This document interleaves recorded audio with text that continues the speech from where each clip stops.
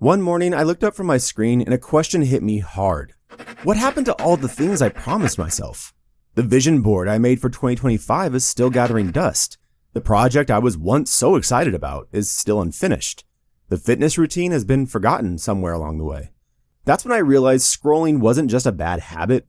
It was the reason I kept drifting away from the life I said I wanted. So I made a decision. I stopped trying to fight social media with guilt or willpower. Instead, I started testing small, practical changes. And over time, they worked. Today, I can honestly say social media no longer controls my time. I do. That's why I made this video. I want to invite you to take back control of your time on social media, just like I did. We don't have to delete everything. We don't have to disappear. We just have to make a new choice, a better one. And today, we'll do it together. The truth you need to know. Now, you might be thinking, maybe I'm just not disciplined enough. But let's be clear, you're simply outmatched. Every day, we wake up and walk straight into a battlefield. A battle for our attention. And the thing is, we're fighting against some of the smartest people on Earth.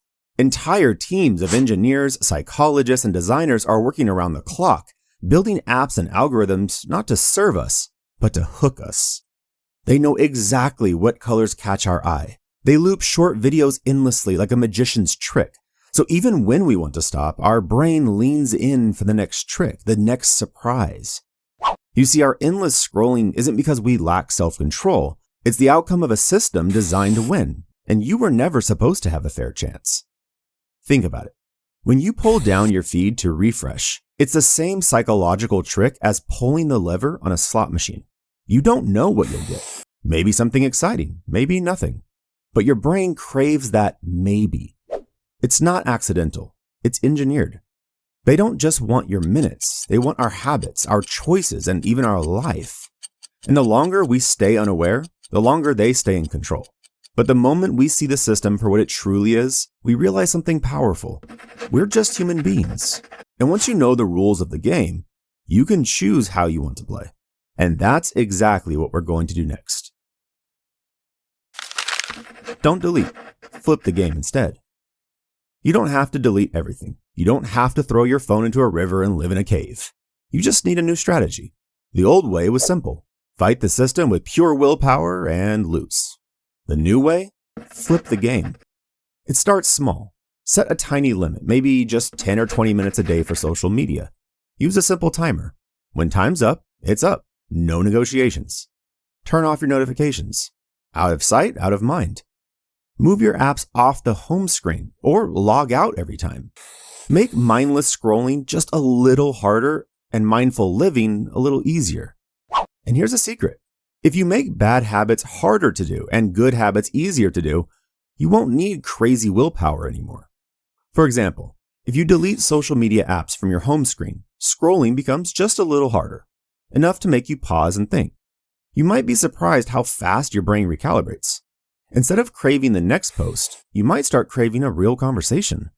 Instead of reaching for your phone, you might reach for your notebook or your sneakers or even, a paintbrush. Start now, or spend forever wondering what could have been. And it all starts with one simple, powerful decision. I tried it. Here's what happened. I decided to stop scrolling mindlessly and start something different. I set one simple rule. No more than 20 minutes on social media per day. Timer on, notifications off, apps tucked away. And here's what really happened day by day. Day 1. The first day was way harder than I thought. It wasn't just about not checking my phone. It was about fighting this invisible itch every few minutes. I set a timer for 20 minutes and it felt ridiculously short. I felt restless, frustrated, and if I'm honest, a little embarrassed about how much I craved that mindless scrolling. Instead of giving in, I stood up, walked around my apartment, and started cleaning my desk. I found 3 notebooks I'd forgotten I even owned. Day 2. The habit was still there, but weaker. I decided to use the time I would have spent scrolling to cook a real meal. Nothing fancy, just some sandwiches and a bowl of soup. It wasn't perfect, but it tasted better than any fast food I had grabbed in months. Day 3. I went for a 20-minute walk with no headphones, no podcasts, no distractions. For the first time in a long time, I noticed small things. The rows of green trees lining the sidewalk, people laughing at a cafe, a cat sitting lazily by a shop door. And somehow it made me smile without even thinking. I took out my phone not to scroll, but to capture it. Day 4. I finally called my parents, a call I had been too busy to make for weeks. We talked for almost an hour, no scrolling in the background, just real conversation. Day 5. Work felt surprisingly easy. I sat down, opened my laptop, and for once my mind wasn't buzzing with distractions. I wasn't bouncing between tabs, checking notifications, or fighting the urge to just take a quick look. I finished a project in half the usual time, and it didn't even feel like effort. Focus wasn't something I had to force. It came naturally when I removed the noise. Day 6. I started writing again. Not for work, not for assignments, but just for me.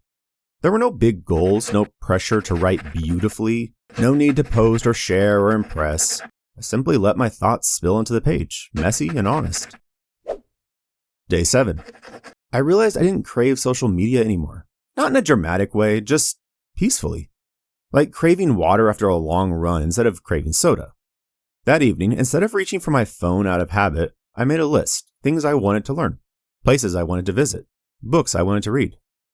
This 7-day experiment didn't turn me into a productivity machine. It simply made me realize my time is precious, and how I use it is how I build my life.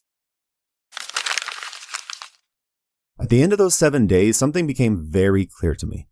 I didn't miss the endless feeds. I didn't miss the updates, the highlights, the noise. What I missed, and what I found again, was something much simpler, much deeper. Presence, attention, connection. Real connection isn't the number of likes or followers. It's listening fully when someone speaks. It's laughing without looking at a screen. We live in a time when we can know what a stranger had for breakfast halfway across the world, but forget to ask the person sitting right next to us how their day was. Technology isn't evil. It's just that when everything demands our attention, we have to choose what truly deserves it. And here's the beautiful part. Every time you choose to be present, you're not losing anything. You're gaining everything that matters. More laughter, more peace, more life. I completed my 7-day challenge, and honestly, I'm not stopping here. I want to keep going because living awake feels better than living distracted. And if I can do it, you can too.